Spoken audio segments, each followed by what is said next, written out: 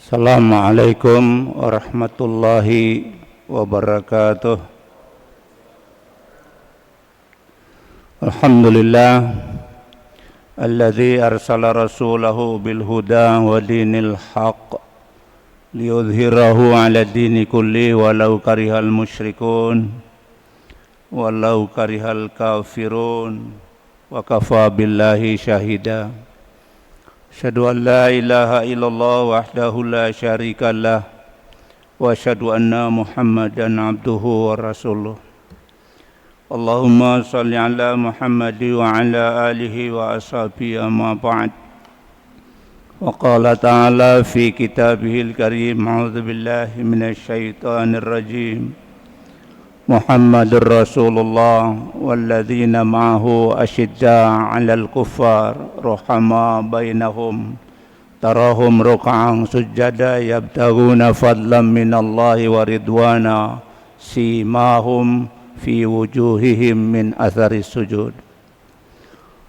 Wa qala Rasulullah sallallahu alaihi wasallam, Ala unabbiukum bi akbaril kabairi salasan, qalu bala ya Rasulullah, qala al isyraku billah wa uququl walidain wa syahadatu zur. Bapak Ibu hadirin rahimakumullah, tahan-tintinya kita bersyukur kepada Allah karena orang yang pandai bersyukur itu jumlahnya sangat minim. Sebagian manusia itu banyak yang kufur, baik kufur nikmat maupun kufur iman. Beruntunglah kita sering-sering berdoa, Rabbij'alni minal qalilin, jadikanlah aku kelompok yang sedikit, karena bersyukur itu pekerjaan yang amat sangat berat. Mengapa kebanyakan orang jadi kufur? Karena keimanannya belum murni, belum lurus, belum bagus, belum tulus, belum mukhlishina lahuddin hunafa. Jadi masih ada gangguan-gangguan.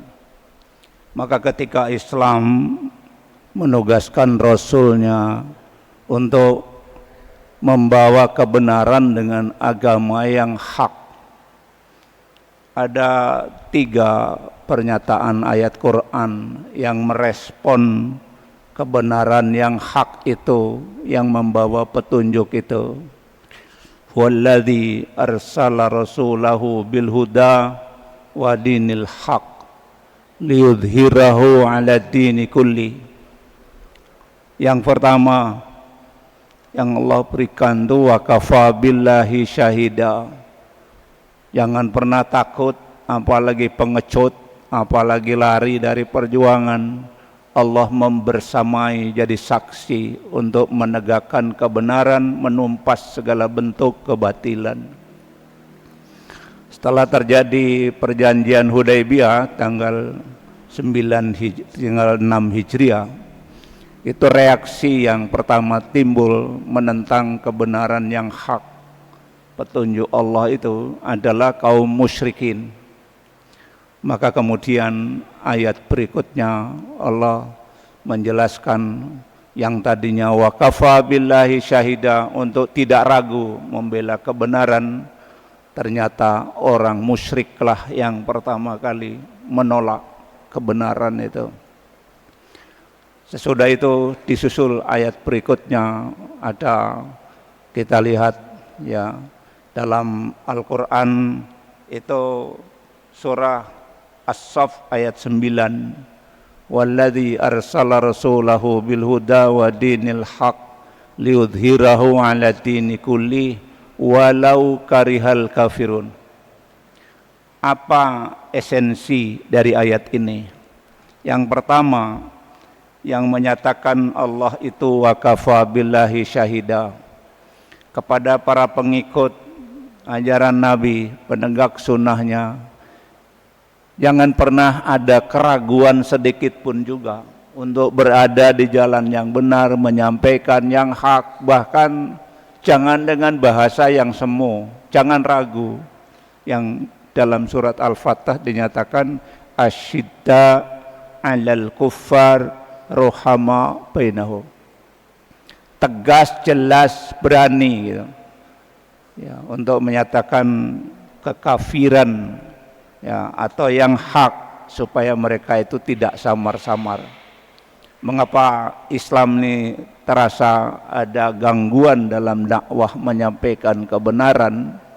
Karena yang menyampaikannya itu belum sanggup menyatakan dengan jelas, dengan terang, ya, dengan berani bahwa kekafiran ya tetap kafir, yang hak ya tetap hak. Itu yang pertama.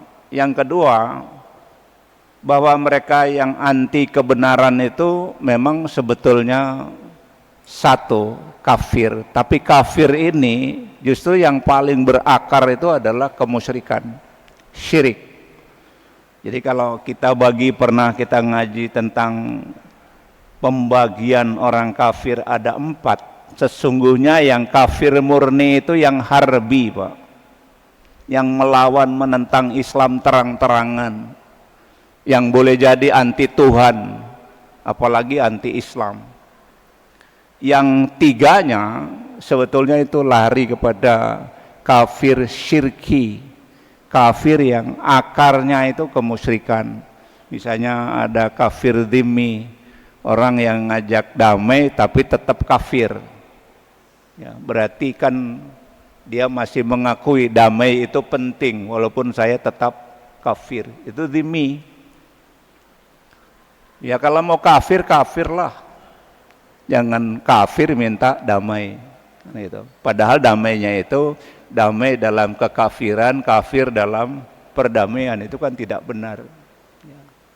Ada kafir mu'ahad, itu orang-orang Yahudi hidup di zaman Nabi supaya bisa mereka itu bekerja sama di bidang ekonomi, politik, maka ada perjanjian antara orang Yahudi dengan Nabi, itu mu'ahad namanya. Sama dengan kafir di Indonesia, kayaknya banyak melakukan perjanjian dengan kita, tapi mereka tetap berada di dalam kekafiran hanya untuk membela diri. Berarti mereka kafirnya tidak murni. Dan memang hampir semua agama apa coba yang murni? Rata-rata mereka punya sesembahan ya. Konghucu misalnya, di pojok-pojok toko itu kan ada lilin, ada lampu, itu sembahan mereka. Orang Nasrani Tuhannya satu tapi tiga sama dengan satu, itu kan syirik ya. Kemudian ada kafir yang mustakman, yang mohon perlindungan keamanan, ini biasanya dari luar masuk Indonesia. Berarti mereka juga tidak berani untuk melawan Islam, tapi mereka memohon perlindungan keamanan. Nah, dari kenyataan inilah yang menyebabkan mengapa manusia itu bisa berdosa dan rata-rata punya dosa. Tapi di antara dosa yang paling berat, bahkan tidak diampuni kalau ke bawah mati, itu syirik. Innallaha la yaghfiru ayyushraka bihi wa yaghfiru ma duna dzalika liman yasha wa may yusyrik billah faqad haramallah, ada faqad dhalla dhalalam maida. Orang meninggal pasti bawa dosa. Buktinya doanya Allahumma gfir lahu, baru warhamhu. Berdosa orang ini. Tapi dosa itu bisa diampuni atas kehendak Allah, liman yasha, kecuali dia mati dengan membawa dosa syirik berat. Kita orang Islam ini sudah belajar tauhid sekarang, bahkan ya udah dengar kalau orang baca syahadat tuh dia tambahin la ilaha illallah atau asyhadu an la ilaha illallah wahdahu la syarikalah, supaya dipangkas jangan ada lagi akar-akar keyakinan yang lain. Ini orang Islam di mana-mana itu ada yang dekat animisme, dinamisme, ya, ada yang dekat juga keyakinan agama kuno, itu masih, padahal dia sudah Islam. Tradisi-tradisi yang berkembang di masyarakat itu hakikatnya adalah kemusyrikan yang tersisa. Ya, yang susah. Kenapa syirik kok begitu berat? tidak diampuni Allah, bahkan bisa menghapus semua kebaikan kita. La in asyrakta la yahbatanna amaluka. Karena kalau kafir tadi dibagi 4 saja, yang murni cuma 1, yang 3 bisa dilarikan ke syirik.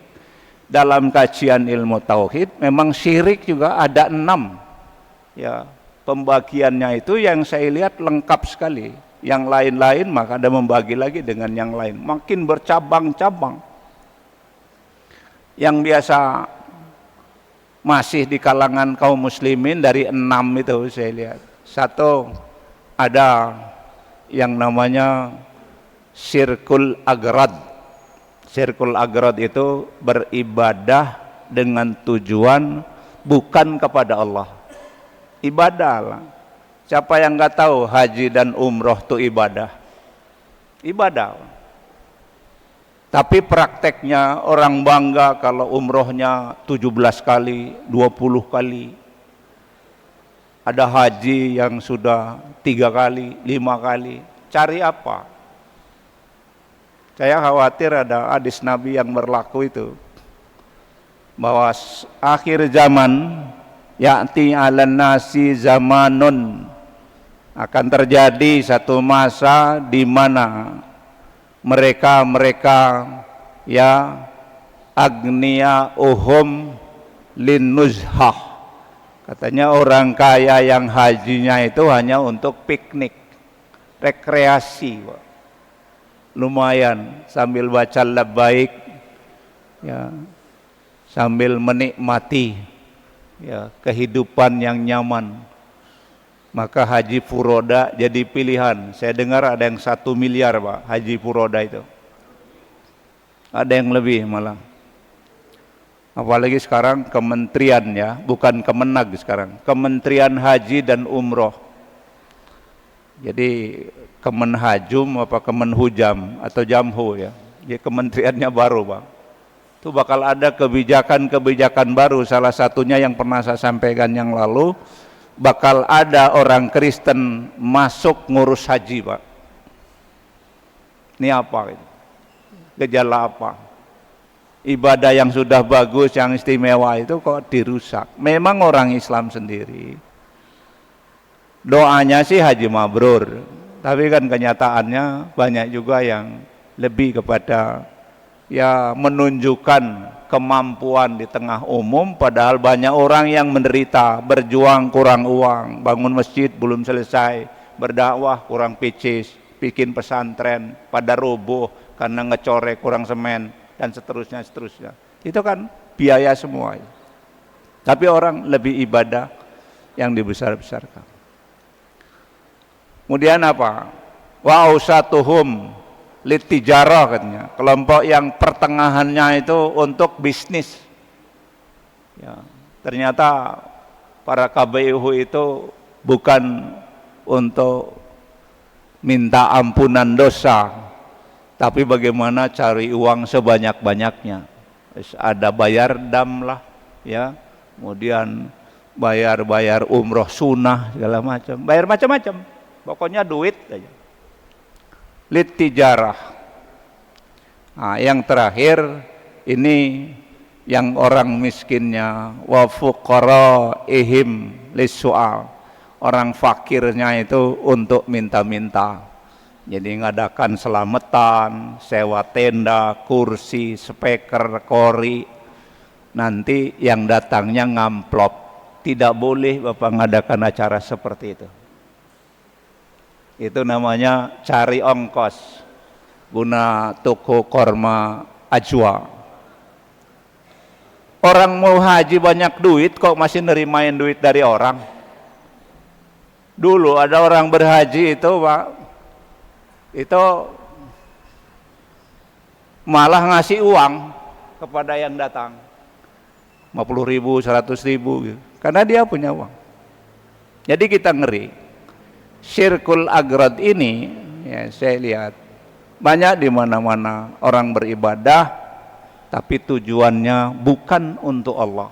Itu syirik yang paling banyak di kalangan kaum muslimin.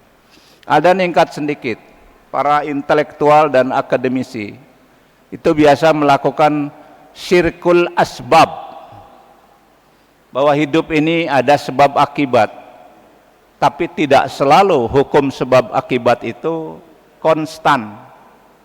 Ya, contoh yang paling gampang, orang meninggal itu yang paling rasional sakit dulu.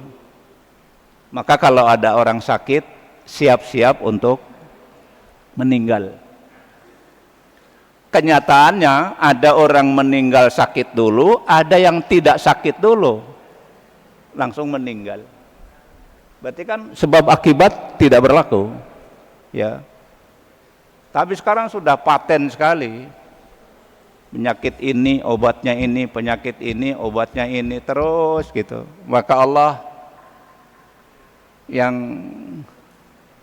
maha sempurna, maha bijaksana, maha adil, selalu menunjukkan dalam dunia medis terutama, banyak yang aneh-aneh dan dokter belum memberikan jawaban konkret.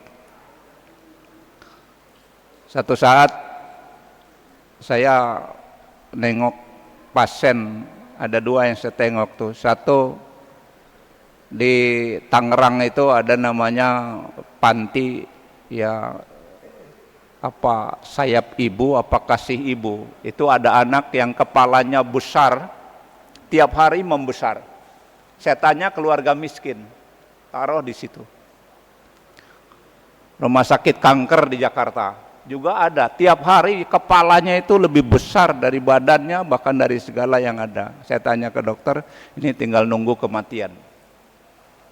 Jadi kalau kita mau pakai hukum sebab akibat, ya paling tidak yang dikasih kanker kayak gitu orang kaya lah, yang duitnya tidak habis, kan bisa biaya.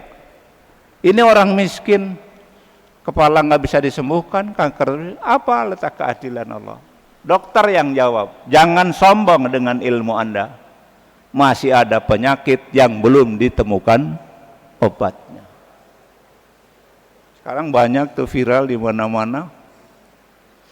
Ada perempuan sudah besar, badannya dua, mukanya dua, ngomongnya dua, tapi ke bawahnya satu, Pak.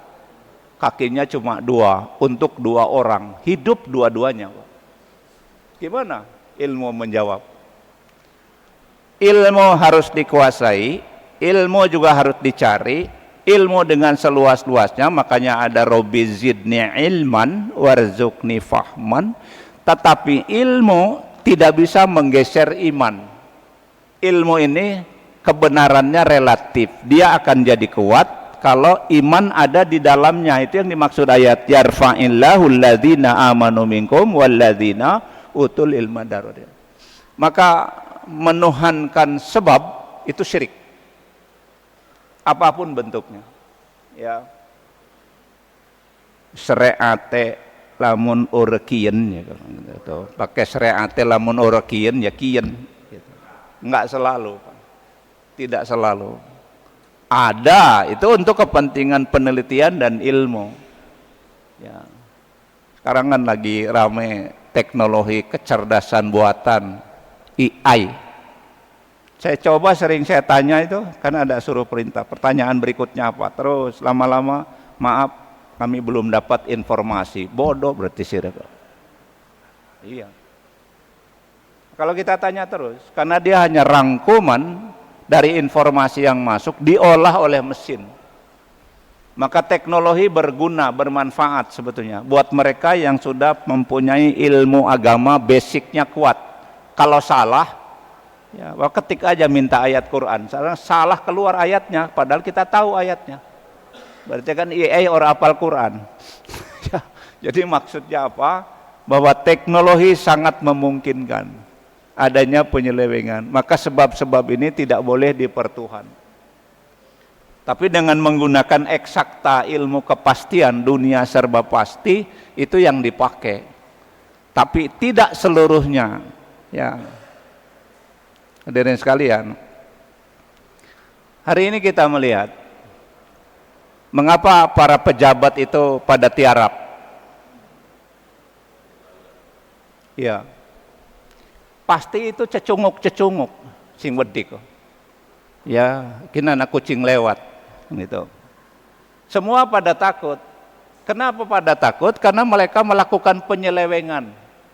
Ada yang terang-terangan, uang Pemda ditaruh deposito, udah ketahuan Pak. Uang Pemda Dinggo didepositokan, udah ketemu itu. Berapa Pemda se-Indonesia? Pemprov, Pemda, kabupaten, kota. Mulai mereka nyelundup sana sini. Ya, padahal kalau ngomong nyumpah jabatan, ngumpah hakim kori itu, hakim untuk MTQ kan pakai demi Allah itu. Ya, padahal Allah tahu duitnya disimpan di mana. Termasuk presiden yang nyakitin sampai sekarang itu kata cemunya bangker duit triliunan Pak, ratusan triliun. Dari mana uang itu? Di tengah-tengah masyarakat serba begini.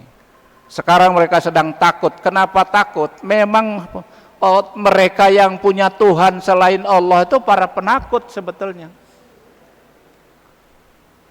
Tapi kalau mereka yang sudah kemasukan hidayah petunjuk Allah untuk menyatakan asyidda 'alal kuffar rahama bainahum, jangan khawatir.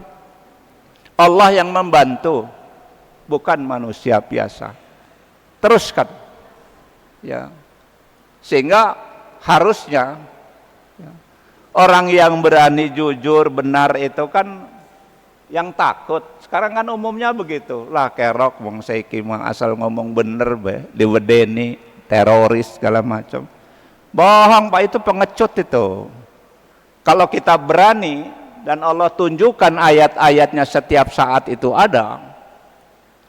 Ya, ibu-ibu yang menarik tuh, kan ada suami Satpol PP lulus P3K, terus mencerai istrinya, punya anak 2. Nah, apa yang terjadi? Dilaporkanlah oleh ibu-ibu setempat itu ke kabupatennya, dipecat P3K. Jadi P3K durung gajian, wis dipecat, rabine wis dicerai, daekela kasih nulungi. Itu kan fenomena aneh. Sementara istrinya yang dicerai, yang disakiti itu sekarang ditolong oleh orang-orang, dikasih usaha, kasih jalan hidup. Itulah ayat Allah. Sama mereka yang sekolah di Cimarga Rangkas itu kan alumninya diancam oleh perguruan tinggi, ya, oleh perusahaan tidak akan menerima. Itu kan hukuman. Jadi jangan pernah kita selama ini nyaman bahwa jadi orang bohong, jadi orang nipu, jadi orang tidak jujur tuh aman. Tidak aman, cuma nunggu waktu. Ya. Ini sudah ada pengumuman katanya mau ada penangkapan besar-besaran, Bang. Ya, besar-besar tuh artinya koruptor kelas kakap yang angkanya besar-besar. Ya, yang gede-gede dipit, sing cilik anda akan menyesuaikan diri, ya. Kan sangat luar biasa. Hari ini saya lihat menteri yang lain tuh pada mati, yang hidup cuma Purbaya 1. Mudah-mudahan diberi kekuatan. Tapi ini kalau terbongkar, Pak, kan sudah. Presiden sangat berterima kasih. Baru kali ini dalam sejarah ada uang MBG dalam jumlah triliunan diserahkan lagi kepada presiden karena tidak kepakai. Padahal umumnya di pemerintah itu kalau November, Desember itu bagi-bagi duit, menghabiskan anggaran. Kadang saya juga kebagian itu, ada acara, ada ceramah. Lah ceramah kita mau ngomong enggak? Ternyata bagi duit di dalamnya. Sekarang nggak bisa lagi yang begini-begini. Jadi maksud saya, jangan pernah ragu orang yang sudah berada di garis yang benar, yang lurus, yang baik, yang diridhoi Allah. Teruskan. Apa bisa kita? Mampu kita. Jadi guru jangan takut. Sekarang guru cuek kepada murid kan. Ya, murid berantem, murid ngerokok, murid dedemenan, endah akan belah, bedih sih gimana dilaporkan kan gitu. Kan nggak benar itu. Ya. Diingatkan aja murid masih seperti itu.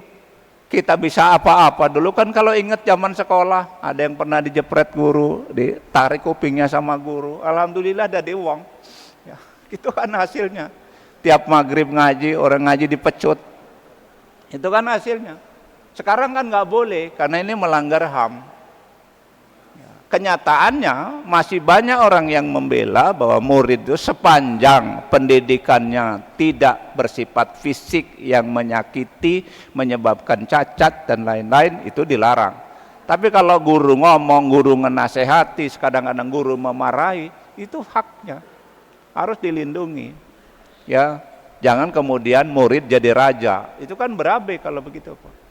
Lama-lama kita wibawa guru rusak, wibawa orang tua juga rusak di rumah, wibawa dosen ya di depan mahasiswanya nggak ada apa-apanya, wibawa kiai di depan santrinya nggak ada apa-apanya.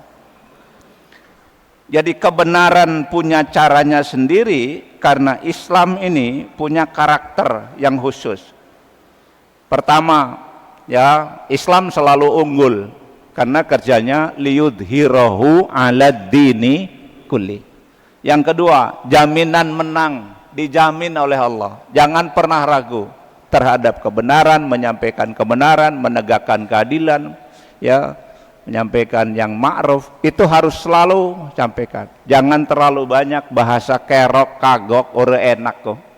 Itu penyakit-penyakit itu yang menyebabkan masyarakat ini tidak bisa lurus, karena kita sendiri kerok wong ning kene aja RT nebe ngadu ayam. RT ngadu ayam be kerok. Ya, wong RW nebe main kartu be tiap bengi. Ya. Akhirnya kerok, Pak. Lah kenapa diangkat jadi RT jadi RW? Sing rajin kuliah subuh, sing rajin ngaji, rajin. Kenapa masih banyak? Kenapa ngambilnya yang begitu? Ya. Jadi kembali lagi, syirik itu adalah kekafiran yang berakar. Maka tadi ada 6 macam syirik, 2 yang dominan bagi umat Islam. Syirkul agrad, syirkul asbab. Agrad beribadah bukan tujuan kepada Allah. Kalau syirkul asbab menuhankan sebab-sebab. Tapi ada lagi yang masih menyelinap, ada namanya syirkut takrib. Syirkut takrib itu orang menyembah selain Allah, tujuannya kepada Allah, itu takrib dari karib. Ya, apa aneh ning kuburan rajin amat iku? Wih, kuburan wong soleh ki mah. Ya, kiai iki kan turunan wali, turunan lah, nabi segala macam. Iya, tanya, kok mintanya ke kuburan? Jeres apa? Ngejaluk ke maning Allah melalui kubur. Itu syirkut takrib, Pak. Ya, paling susah di kita. Diajarin jarah kubur tuh mendoakan kepada ahli kubur supaya diampuni Allah dosanya, berikan rahmat. Kebanyakannya kalau ditanya, paling rendahnya, ya waktu saya haji kemarin, iko wong ngajakun Ustad yuk ning kuburan Syekh Nawawi, arep apa aja kita ning Mekah kuburan ngajak, arep apa jarah. Nah kita jarah mending Banten gak keh, orang kima ngelep berkah. Nah itu syiriknya tuh di situ. Orang-orang yang rajin ke Banten, walaupun kita orang Serang kan, kita mah ke Banten gak latih iwak, udah jarah. Dari luar kan pada ke situ. Yang mau hajatan, yang mau haji, yang mau wayuh segala macam jarah nih Banten, ngelep berkah. Itu syiriknya tuh di situ. Ya, maka sudah saatnya kita mencontoh perhatian maklumat yang ada di kuburan Baki itu, Pak. Saya pernah baca, Pak. Ada berapa itu pelang, bahasa Arab, Inggris, ya, ada bahasa Indonesia juga ada. Ya. Maklumat, ucapkan salam kepada ahli kubur. Assalamualaikum ya ahlal kubur. Yang kedua, doakan mereka untuk mendapat ampunan. Yang ketiga, ya, ambil pembelajaran bahwa kita juga calon penghuni, ya, kuburan atau alam barzah itu. Tapi ada yang terakhir, dilarang. Nah ininya nih, meminta ke kuburan, curhat ke kuburan, ya, atau mungkin juga ngalap berkah dan lain-lain. Itu kalau dipasang di buah gede bagus itu, ya. tulis bawahnya, siapa yang melanggar maklumat ini ditangkap oleh Polda Tuman. Lawang musyrik ya gati, salat tening kene wong ngesyirik kan berat pas ikut. Apa yang mau dibanggakan? Itu takrib. Ya. Orang-orang sekarang kalau sering melakukan hal-hal seperti itu kan tujuannya mau tetap Allah. Padahal menyembah kepada selain Allah. Ya kesananya jimatlah, dukunlah, peletlah, apalah namanya masuk. Yang begitu-begitu. Makanya Bapak aneh kalau di tangannya itu selain jam tangan, nano ular, nano itu sing aneh-aneh makanan kenapa itu? Ya. Iya. Itu pasti itu. Oh rezeki mah enak gowe tenang wening ati. Tenang ning ati nganggo kuwun. Ya, lain model begitu. Ya.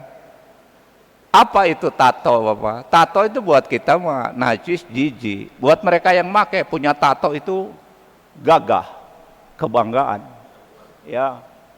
Makanya di Quran orang musyrik itu kan wa minan nasi may yattakhidhu min dunillahi andad yuhibbunahum kahubbillah. Karena mereka punya andad-andad, keagungan, sesembahan, sesuatu kekuatan di luar Allah. Itu yang berbahaya. Ya. Makanya saya baca itu lamar-ngelamar, kemudian ada tukar cincin, itu bukan dari Islam. Tukar cincinnya bukan dari Islam. Ya. Ngapain cincin ditukar-tukar? Barang wis tuker menginap menantune mana urusan. Ya, kalau melamar ada hitbah ada. Ya, tapi tradisinya itu yang susah dihilangkan. Ada yang ini bisa disebut orang jahil murokab. Ya, itu namanya syirkut taklid. Nih yang ngikut-ngikut ini. Kan Islam melarang itu, Bapak. Ngikut mengetahui alasan itu bukan muqallid, tapi muttabi'. Minimal pernah dengar keterangannya bahwa ini begini, dalilnya ini, atau saya dengar dari ustadz, masih bagus. Tapi kalau orang cuma ngikut-ngikut tanpa tahu alasan dan itu dikerjakan terus-menerus, apa kata mereka? Apaan aja masih mongkon, wi iki mah tertinggal wong tua bengen aja hilang. Ada keris diselamati tiap malam Jumat, anak anu, model begitu, Pak. Ya. Ini taklid, jadi makanya disebut taklid murokab, ada susun menyusun. Jadi turun temurun lah.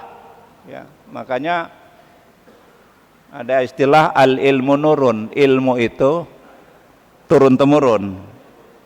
Di masyarakat itu masih ada kalau orang memandikan jenazah kan ada hadisnya, Pak. Cara memandikan jenazah. Sini celuk dukun. Biasanya jawang sepang kan yang kene aja. Kok mau kono diku, Pak. Padahal kalau ditanya dari mana belajarnya, terus saja proyek itu berjalan. Naudzubillah min dzalik ya. Jadi jangan membiasakan alasan ketidaktahuan untuk jadi dasar karena ini sudah berlaku sejak zaman dahulunya. Itu syirkut taklid. Ya. Taklid kan ngikut-ngikut. Padahal ya tanpa ilmu. Di Qur'annya kan gitu, wala takfu ma laisa laka bi ilmun innas sam'a wal basar wal fuad kullu ulaika kana anu mas'ula. Bakal diminta tanggung jawabnya, pendengaran, mata, hati bakal diminta. Maka jangan ngikut-ngikut yang tidak ada pengetahuan tentang itu. Jadi Islam tuh kalau diikuti sesuai dengan tuntunan enggak terlalu berat. Yang kita bikin berat itu ya karena itu ngikut-ngikut itu. Bapak tahu nggak ada pengantin tersiksa? Ya, kenapa tersiksa? Ada upacara ini, ada ini. Pengantin harus jalan keliling dulu, lewat sini, nanti jalan ke sini, nanti laki-lakinya acak-acakan pengantin. Ya, belum lagi nginjak telur, semena telur lagi larang, dia ada kedek. Ya, hari tambang segala macam. Itu dari mana, Bapak? Ya. Ya tolong yang begini-begini kan memberatkan. Hampir semua taklid-taklid itu memberatkan, tapi sering dipertahankan. Pejabat kita juga pada maling sebetulnya kan karena taklid itu. Lah, jadi dingin kepada mengkenen be terus. Ya, sing dingin nggak aman, aman terus. Makanya doa koruptor kan bukan amin, aman. Ya, jajal sih ngaku aman diperagat kabeh. Ya, itu kan penting, Pak. Ya, jadi kepada kita jangan ragu terhadap kebenaran dan kita jangan mempertahankan syirik walaupun itu dalam bentuk taklid, syirik, kebodohan. Tanya kalau tidak tahu. Itu kewajiban Islam. Fas'alu ahla dzikri in kuntum la ta'lamun. Ada dua syirik lagi yang mungkin ya di kita umat Islam sebagian masih, sebagian sudah tidak ada, yaitu namanya syirkul istiqlal, menuhankan punya dua Tuhan secara bebas. Nyembah patung saya lihat sudah nggak ada untuk umat Islam. Di luar Islam ya masih ya. Kemudian ada lagi itu syirik yang menyatakan Tuhan itu terbagi-bagi kayak agama Hindu. Ya, ada Hindu, Buddha kan ada Tuhan pencipta, Tuhan pemelihara, Tuhan perusak. Jadi kalau mau kiamat Tuhan berantem. Karena nanti kewalahan yang Tuhan pemelihara ini rusak karena kiamat. Kesimpulan akhir, tauhid yang murni tidak pernah membuat orang jadi takut kalau dia berada di jalan yang benar. Yakin Allah menjadi saksi, wa kafa billahi syahida. Yakin Allah menjadi pembela, in tansurullaha yang surkum wa yusabbit aqdamakum. Yakin akan diberikan jalannya oleh Allah. Walladzina jahadu fina lanahdiyanahum subulana wa innallaha lama al-muslimin. Mudah-mudahan yang terjadi di negeri kita sedang berputar-putar ayat Allah. Ada yang nabrak sekolahan, nabrak satpam, nabrak satpol pp, nabrak menteri, nabrak sampai diancam. Semoga bermanfaat. Allah memberikan kekuatan kepada kita untuk mengikuti jalan yang benar. Allahumma hdina siratal mustaqim, siratal ladzina an'amta 'alaihim ghairil maghdubi 'alaihim waladdallin. Rabbana innaka man tudkhilin nar faqad ahsaita wa ma lidzalimin min ansar. Rabbana innana sami'na munadiyan yunadi lil iman an aminu bi rabbikum fa amanna. Rabbana faghfir lana dzunubana wa kaffir anna sayyi'atina wa tawaffana ma'al abrar. Rabbana atina fid dunya hasanah wa fil akhirati hasanah wa qina adzabannar. Walhamdulillahi rabbil alamin. Wassalamualaikum warahmatullahi wabarakatuh. Warahmatullahi wabarakatuh. Izin Ustaz bertanya.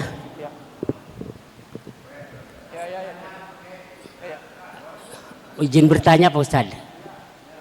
Assalamualaikum warahmatullahi wabarakatuh. Terima kasih, ini pencerahannya luar biasa menurut saya. Karena memang rasanya belum pernah saya selama ini mengaji kayak demikian begitu. Tadi dikatakan tadi dikatakan itu bahwa ilmu itu tidak bisa menggeser iman. Ilmu tidak bisa menggeser iman. Justru saya khawatir ini karena apa? Karena sebagaimana tadi dikatakan bahwa dia adalah seseorang itu dikatakan beragamanya Sunda Wiwitan gitu. Justru kemarin ini ada sampai dia saya tidak bisa berdalil, ada WA, ada kiriman begitu bahwa justru orang-orang Islamnya yang dijelek-jelekan gitu.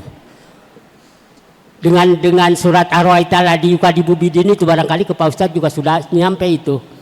Sampai Sayyidina Ali juga kayak demikian gitu ketika datang tamu dimatikan sampai kayak begitunya begitu, sehingga orang itu hebat juga ini orang itu. Akhir ujung-ujungnya mah menyalahkan orang Islam. Sampai dia bilang orang Islam itu mobil merah aja dihitamkan katanya gitu. Apa itu yang demikian? Jadi khawatir saya mah nanti masyarakat ini memilih dia ini kalau dia jadi presiden itu gitu. Pertanyaannya, apakah kita harus memang seperti orang-orang yang tidak memilih begitu? Akhirnya juga kalah juga kan kita. karena tidak memilih. Ada orang yang mengajak, udah jangan memilih, sebab ini adalah demokrasi tidak akan benar-benar kata, kecuali dengan Islam begitu. Nah ini khawatir saya malah itu yang terpilih gitu, yang nanti masuk kepada musyrik yang tidak diampuni itu gitu. Orang Islamnya nih semuanya gitu, karena memilih dia gitu maksudnya. Jadi sekali lagi pertanyaannya bagaimana caranya nih supaya memang kita sendiri menang begitu.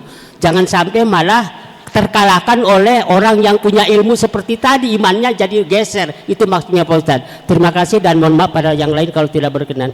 Insyaallah. Baik, ada bonus ya. Kalau perlu nanti memang disediain tanya jawab ya boleh. Berarti kuliah subuhnya dikurangi. Jamnya ya. Oh gitu ya. Gitu ya. Baik. Hati-hati, ada ilmu dari ain. Ya. Belakangan ilmu bahasa Indonesia bukan dari ain. Ada sains. Hati-hati tuh. Khawatir yang disampaikan tadi bukan ilmu. Ada maklumat. Ya. Jadi bedanya kalau ilmu dari ain, orang yang punya ilmu disebut alim. Sekarang kan banyaknya alim ulama, sedikit ulama yang alim. Karena yang alim itu Allah sebetulnya, alimul ghaibi wa syahadah. Saya katakan ilmu tidak bisa mencapai kebenaran ketika di luar ilmu yang ain. Karena kalau yang ain ini al ilmu nurun kan nuri fil hidayah. Kita tidak tahu Purbaya itu pesantrennya di mana, organisasinya apa, kok seberani itu. Nah itu yang berilmu itu, dapat hidayah cirinya. Banyak saintis barat sekarang masuk Islam hasil penelitiannya, itu dapat ilmu. Yang dia pelajari tadi bukan ilmu, sains. Ya, sekedar pengetahuan-pengetahuan yang perlu dibuktikan. Coba aja Pak, Nabi Ibrahim dibakar ternyata tidak mati, ilmu atau apa? Nah itu dia, semua api pasti membakar, setiap yang dibakar gosong. Nabi Ibrahim dibakar malah nggak apa-apa. Ada bukan model gitu ya, dan seterusnya lah, banyak yang lain-lain juga. Itu memang mukjizat, tapi setiap ilmu itu pasti ada mukjizat Allah Pak, karena dia ada hidayah cirinya. Maka menurut saya memang yang berkembang sekarang ini banyaknya ilmu-ilmu dalam bentuk sains dan sekuler, hanya untuk menguasai dunia, sedangkan kepentingan lain itu tidak. Buktinya kan di sekolah sekarang hafalan apa segala dikurangi, lebihnya nalar, rasio. Sehingga katanya dunia pendidikan kita hanya bisa mencerdaskan akal tapi mematikan hati, padahal harusnya menyambung. Maka kalau ada ayat afala tatafakkarun, itu maknanya hasil kerja integrasi antara ilmu dan iman. Afala tadzakarun, afala tubsirun, beratnya afala takilun. Akal itu ternyata bekerja sama dengan hati. Maka kembali nanti ke depan kita bahas lebih lanjut bahwa ilmu beda dengan sains, ilmu beda dengan ilmu, apalagi pengetahuan, sekedar tahu aja ya pengetahuan ya, beda dengan apa yang berkembang sekarang, teknologi. Jangan dianggap agama baru teknologi itu, bisa ancaman tersendiri buat ilmu yang berasal dari ain itu, ilmu, alim, ulama, maklum, itu sebutan-sebutan yang sesungguhnya ada kata dasarnya. Semoga bermanfaat. Saya mohon maaf nanti berikutnya akan dikasih waktu. Makasih Ustaz. Ustaz izin bertanya Ustaz. Satu lagi Ustaz. Assalamualaikum Ustaz. Salam. Gini Ustaz, anak ini kerjanya di Tangerang, setiap berangkat naik motor. Anak ini kalau sholat subuhnya itu sebelum waktu Ustaz. Pertanyaannya Ustaz, bolehkah sholat sebelum waktu dan sahkah sholatnya? Iya. Terima kasih Ustaz. Tidak sah. as-salatu ala waktiha. Yang benar dia berangkat sebelum subuh, nanti pas subuh ketemu mau sholat di mana, masjid di mana, sholat. Kita juga kan sering begitu, mau ke Bandung, mau ke makan, mampir dulu rest area. Jadi tidak sah, Bu, jangan karena ngejar-ngejar gaji pabrik salat sebelum waktunya, salat lewat waktu, salat diragukan waktunya, tidak sah. Gitu ya, itu penting. Terima kasih Ustaz. Ya, terima kasih.